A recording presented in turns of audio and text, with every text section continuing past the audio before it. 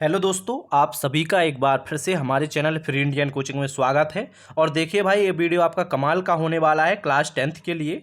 तो ध्यान से सुनते रहिएगा। देखिए, ये जो पेपर आने वाला है आपका हिंदी विषय का, कक्षा 10वीं का, इसमें क्या हुआ है, कुछ चैप्टर रिमूव भी किए गए हैं और जो चैप्टर ऐड किए गए हैं, जो कि आपका त्रैमासिक का पेपर है, त्रैमासिक पेपर के लिए जो चैप्टर ऐड किए गए हैं उसमें से सारे इंपॉर्टेंट विथ आंसर सहित मैं इस वीडियो में आपको बताने वाला हूं। तो पूरा देखते रहिएगा। और मैं गारंटी लेता हूं कि यदि आप इस पीडीएफ में देखिए, इस पीडीएफ में बहुत सारे पेज हैं, 50 पेज हैं, आपको स्क्रीन पर दिख रहे होंगे। 50 पेज की ये पीडीएफ है, ध्यान रखना है। अब 50 पेज की ये पीडीएफ है जिसमें से सभी क्वेश्चन आंसर सहित दिए गए हैं। सारे के सारे क्वेश्चन जो दिए गए हैं, क्या दिए गए हैं, आंसर सहित दिए गए हैं। तो आपको क्या करना है, बस सबको याद करना है। तो देखिए, इस यानी कि हिंदी का जो आपका पेपर होने वाला है, इसके दो पार्ट में आपको मैं ये पीडीएफ एक्सप्लेन करने वाला हूं। तो ध्यान से सुनते रहिएगा। ये पार्ट 1 है, ध्यान रखना है क्या है, पार्ट 1 है। पार्ट 2 भी इसका तुरंत अपलोड हो जाएगा। तो आपको क्या करना है, इस पार्ट 1 को ध्यान से देख लीजिए और इसमें जो क्वेश्चन बताए जा रहे हैं, सारे के सारे जो आपके पेपर में पूछे जाते हैं, चाहे वो निबंध हो, एप्लीकेशन हो, क्वेश्चन आंसर हो, या फिर गद्य हो या फिर पद्य हो, ठीक है। तो आपको क्या करना है, देखना स्टार्ट करना है अभी से और सभी क्वेश्चन को प्लीज़ याद करना है। क्योंकि मैंने देखिए आंसर शायद आपको दिए हैं सभी के सभी क्वेश्चन इस वीडियो में, तो आपको बस याद करना है। क्योंकि आपके जो अध्याय आने वाले हैं, सिर्फ वही अध्याय में से मैंने इंपॉर्टेंट क्वेश्चन विथ आंसर के आपको बताए हैं। तो प्लीज़ चलिए स्टार्ट करते हैं और आप लाइक कर दीजिए वीडियो को। यहाँ पर देखिए, अध्याय 1 आपका शामिल किया गया है। अध्याय 1 है जो कि हिंदी पद्य साहित्य का इतिहास है, भक्ति काल एवं आधुनिक काल। तो इसमें से जो इंपॉर्टेंट क्वेश्चन है जो आपके आने वाले हैं, काफ़ी रिसर्च के बाद ये वीडियो बनाया जा रहा है। तो देखें यहाँ पर भक्ति काल की प्रमुख विशेषताएं रट लेना है भाई, आपको क्या करना है, अच्छे से रट लेना है आप लोगों को, ठीक है। तो देखिए, इस प्रश्न को याद कैसे करना है। देखिए, भक्ति काल की दो विशेषताएं लिखकर दो कवियों के नाम, यानी कहने का मतलब है आपको भक्ति काल की विशेषताएं याद करना है, साथ ही साथ आपको इनके कवियों के नाम भी याद कर लेना है, ठीक है। तो यहाँ पर देखिए, सभी यहाँ पर विशेषताएं दी गई हैं। पहले तो आप इन सभी विशेषताओं को याद कर लीजिए, इसका एक स्क्रीनशॉट जरूर ले लीजिए, ठीक है।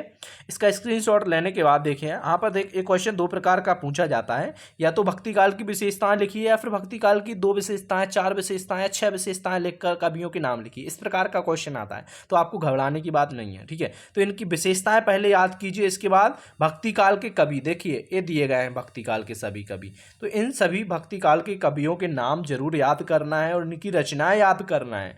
जैसे कि यहाँ पर सूरदास की सूरसागर, कबीरदास की बीचक, इस प्रकार आपको याद करना है, बेहतरीन तरीके से याद करना है। और इसके अलावा आपको लिख लिख कर सभी क्वेश्चन को देखना है, ठीक है। आगे बढ़ते हैं, यहाँ पर अगला क्वेश्चन है कि भक्ति काल को हिंदी साहित्य का स्वर्ण युग क्यों कहा जाता है। Very very most important question. जब मैं भी क्लास 10th में था तो ये क्वेश्चन मैंने भी फेस किया था, ये क्वेश्चन आया था और अच्छे मार्क्स दिलाकर गया था। तो अच्छे से जो आंसर यहाँ पर सेट किया गया, इस आंसर को प्लीज़ आप याद जरूर करें और लिख लिख कर देखें। जो क्वेश्चन पढ़ोगे उसको समझ कर पढ़िए और आप लिख कर जरूर प्रैक्टिस कर लीजिए, ठीक है। अगला क्वेश्चन है, निर्गुण भक्ति काव्य की प्रमुख विशेषताएं बताइए।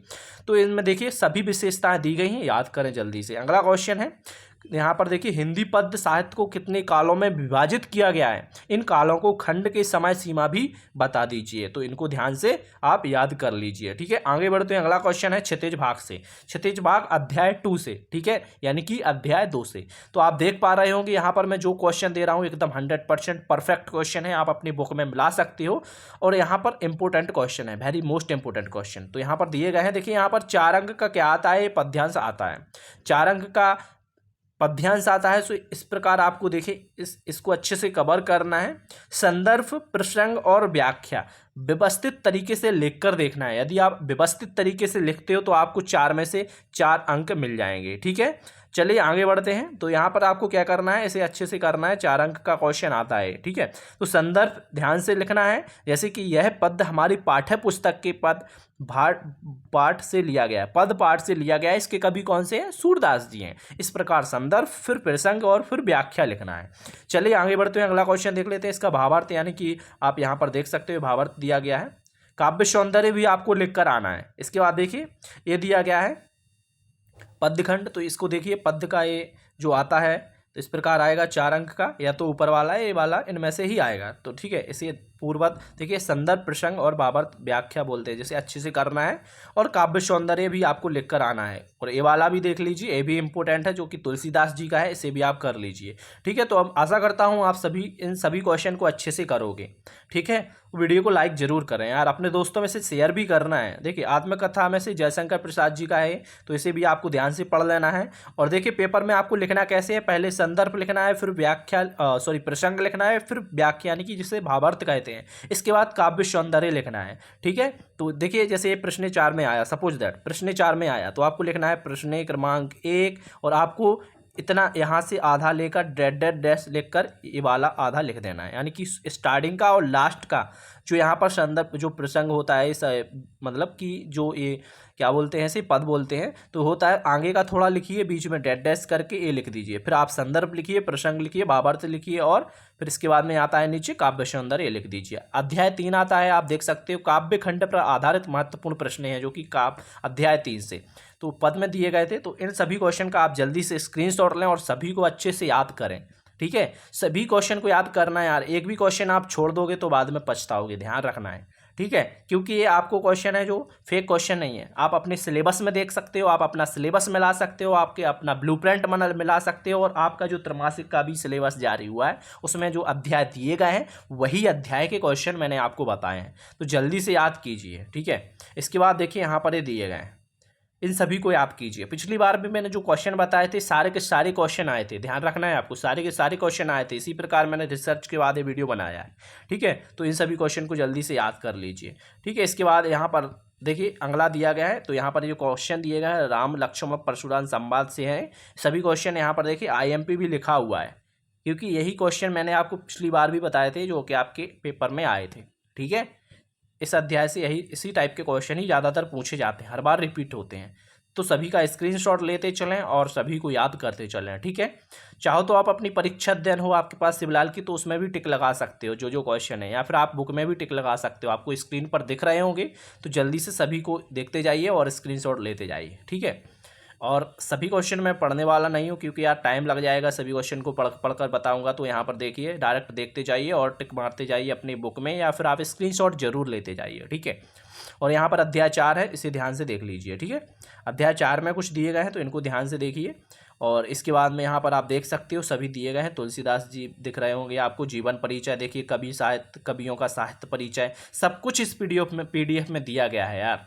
तो बस आपको पढ़ना है, बस आपका पढ़ने का काम है, बस थोड़ा सा पढ़ना है, 2-3 घंटे में आप आसानी से कवर कर लोगे। अध्याय 5 है, यहाँ पर दिया गया है गद्य की विधाओं का परिचय दिया गया है, क्षितिज भाग 2 से है जो कि। ठीक है, तो इसे ध्यान से कर लीजिए और इसे अच्छे से करते हुए आगे बढ़िए। संदर्भ प्रश्न व्याख्या देखिए, ये क्या होता है, पहले मैंने आपको पद्यांश बताया था, ये क्या होता है, गद्यांश होता है। पद्यांश से आता है और गद्यांश से क्वेश्चन आता है, दोनों से आते हैं। तो सभी के आंसर दिए दिख रहे होंगे आपको, सभी से जल्दी आप सभी को कवर कर लीजिए प्लीज़। ठीक है, अध्याय 7 में से जो आना था आपका गद्य खंड पर आधारित प्रश्न, गद्य खंड से आधारित प्रश्न दिए गए हैं, तो सभी को देख लीजिए। ठीक है, स्क्रीनशॉट जरूर लेते चलिएगा। ठीक है, जूम कर देता हूँ मैं ताकि आप अच्छे से देख पाओ। ठीक है, और अभी तक यार आपने चैनल सब्सक्राइब नहीं किया है तो प्लीज़ सब्सक्राइब करें और अपने दोस्तों में भी शेयर करें, क्योंकि काफ़ी हेल्पफुल आपका ये चैनल होने वाला है। ठीक है, और आपको ऐसे ही वीडियो मिलते रहेंगे। डिस्क्रिप्शन में मैं पार्ट 2 आने वाला है जो इसके बाद, तो उसका लिंक दे दूंगा, जरूर देख लेना है। देखिए अध्याय 8 के देखिए जो जीवन परिचय दिए गए हैं, इनको जल्दी से देख लीजिए, आप टिक लगा लीजिए और अपनी बुक में इस प्रकार टिक लगाएं। जैसे राम वृक्ष बैनीपुर का आपको जीवन परिचय याद करना है, इसमें टिक मार लें। इसके बाद पहले यहाँ पर स्वयं प्रकाश का दिया गया था, इस प्रकार करें। और आपको ये आंसर अच्छा लग रहा है जो कि यहाँ पर दिखा रहे हैं मैं, तो इसमें भी आप क्या कर सकते हो, इसका स्क्रीनशॉट लेकर याद कर सकते हो, लिख भी सकते हो आप चाहो तो। ठीक है, तो ध्यान से देखते जाइएगा। ठीक है, अब अध्याय 9 से जो आगे का पोर्शन होगा मैं पार्ट 2 में जल्दी से जल्दी मैं अभी के अभी अपलोड कर देता हूँ। इसके तुरंत बाद ये वीडियो आप थोड़ी देर बाद देखोगे तो दोनों वीडियो आपको साथ में मिल जाएंगे। पार्ट 2 इसका मैं अभी डिस्क्रिप्शन में लिंक डाल देता हूँ, तो प्लीज़ आप जाकर देख लीजिए। इस वीडियो को ज़्यादा से ज़्यादा शेयर करें। यदि आप लोग ज़्यादा से ज़्यादा शेयर करोगे तो इस PDF को मैं टेलीग्राम पर अपलोड कर दूँगा, जिसकी लिंक वीडियो के डिस्क्रिप्शन में दी गई है। Thank you.